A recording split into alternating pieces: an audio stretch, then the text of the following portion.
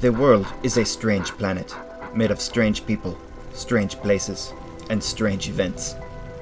These are the lists that expose the truth about the strangest things that happen here, on Earth, the strangest planet in the world. These are Miklists. Space. The final frontier.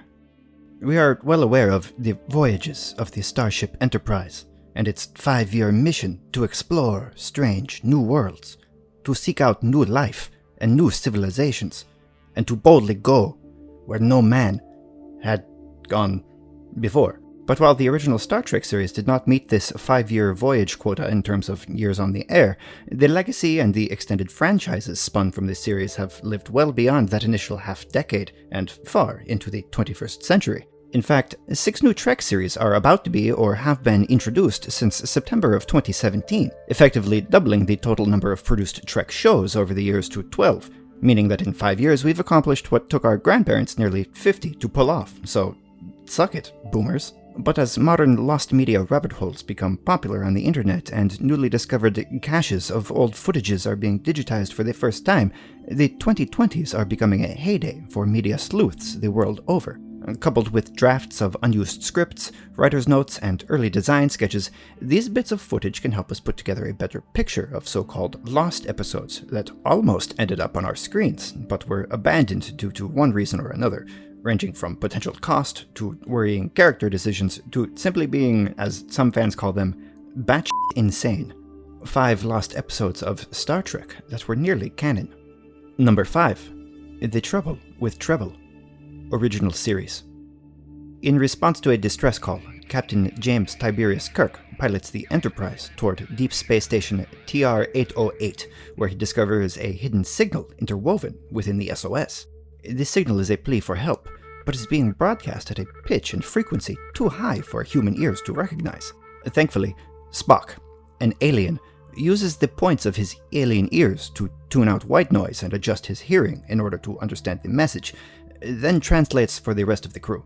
An interstellar stereo salesman has recently made a visit to the station and offloaded a, quote, very special low-distortion subwoofer on an unsuspecting ensign.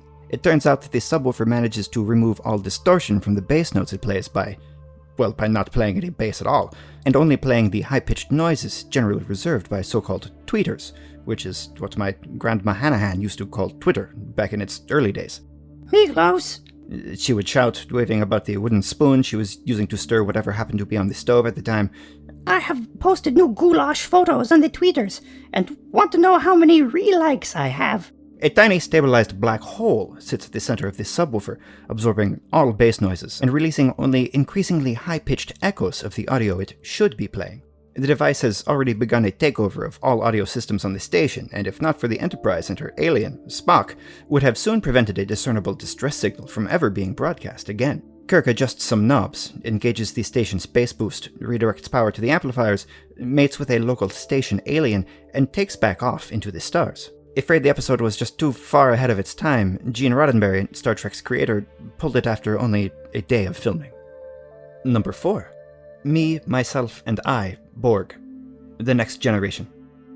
Later adapted into a feature film starring Jim Carrey and Renee Zellweger, the plot for the 6th season episode Me, Myself, and I, Borg sees the return of Hugh Borg, an individual that was once a part of the Borg Collective, a symbiotic race made of portions of various species they have conquered mashed up with some weird robot parts. In a Season 5 episode, Hugh was disconnected from the collective and developed individuality, referring to itself as I instead of we, as was true with the rest of the collective. This separation from the other voices in the collective that generally ring in his head has caused great discomfort for Hugh, who, as a result, has subconsciously developed a secondary personality, split from his main personality, a rude, over-the-top, violent persona named Hank, who emerges during times of extreme stress to confront Hugh's problems for him. Believing that Hugh needs a vacation, Commanding Officer Riker orders him to escort a beautiful Angosian from Arcturus to Ferenginar, where she reportedly committed a hit-and-run. The Angosian's mob-connected ex-boyfriend attempts to murder them on the way, and Hugh is eventually forced to face his alter ego to save the Angosian, nullifying Hank permanently. Hugh proposes marriage to the Angosian, who happily accepts. Writers had struggled to include the Borg after introducing them as nearly unstoppable assimilation machines, and had unplugged Hugh in the earlier episode I, Borg as an attempt to show them in a more vulnerable light, but they eventually discarded the episode as they worried that making Hugh susceptible to marriage would paint the entire race as p***y-whipped simps. Number 3. Married Janeway, Voyager. On what was meant to be a very special episode of the 3rd season of Voyager, Captain Catherine Janeway makes a startling discovery. The rest of her crew aboard the starship Voyager, stuck in the Delta Quadrant 75,000 light-years from Earth, have been smoking hashawana, a high-key cannabis stand-in that makes them lethargic, lazy, and ungodly hungry. Neelix, the ship's cook, is unable to keep up with the high demand for snacks, forcing Janeway to stop off at a Talaxian fueling station to restock on corn chips, Monster Energy drink, Funyuns, and eventually street tacos from a food truck ship that First Officer Chakotay initially believes to be a police ship due to a case of hashawana-induced paranoia. Eventually, Janeway manages to harsh the crew's groove, and as they all sober up, drinking burned and bitter black coffee out of polystyrene foam cups, they promise never to do anything like this, ever again. It is unclear if any of the episode was ever filmed. Number 2. Encounter at Fartpoint, The Next Generation. The Next Generation was lauded in its time for tackling sensitive humanitarian issues that the original series would have blushed at. Even TNG's first season, still under the control of Roddenberry's sheltering thumb, lacked in key areas, for example, sexual diversity, and Roddenberry himself even removed a promised homosexual bridge crew member at the last minute, afraid of intolerant reaction to the tolerant show. As a form of protest, series writers entirely rewrote the show's pilot episode, Encounter at Farpoint, for Season 2, but in a satirical tone generally reserved for airplane and Naked Gun films, and with the reworked title Encounter at Fartpoint. During table reads, series regular Patrick Stewart, who would go on to star in multiple X-Men films and a non-Muppet version of A Christmas Carol, could not bring himself to use the word fart in his British accent without breaking into uncontrolled fits of giggles, and the joke episode was eventually canned, with the actor portraying Geordie LaForge, LeVar Burton, on record questioning, "Who wrote this episode? Did we run out of time? Are there regular writers on strike? This isn't remotely believable and is unapologetically stupid." Perhaps unsurprisingly, Miklos knows precisely how you feel, LeVar LaForge. Precisely. Number 1. A New Hope, Original Series.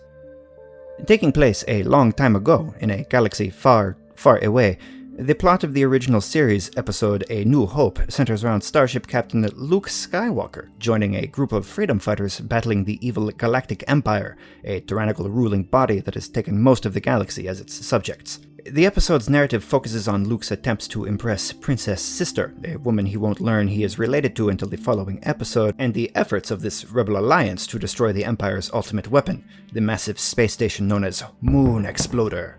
Luke learns of the Force, a mystical, metaphysical power that gives him the confidence to lie to people and swing a laser sword, and teams up with cynical smuggler Indiana Jones, who flits about the galaxy selling fine leather jackets. Considering the episode dropped not only new main characters, but new locations, races, planets, ships, androids, and completely abandoned running storylines and replaced them with new ones, it was considered too risky to be inserted mid-season, and the rights were sold to George Lucas, who made several small changes to the script and produced a version for his 1971 film THX 1138.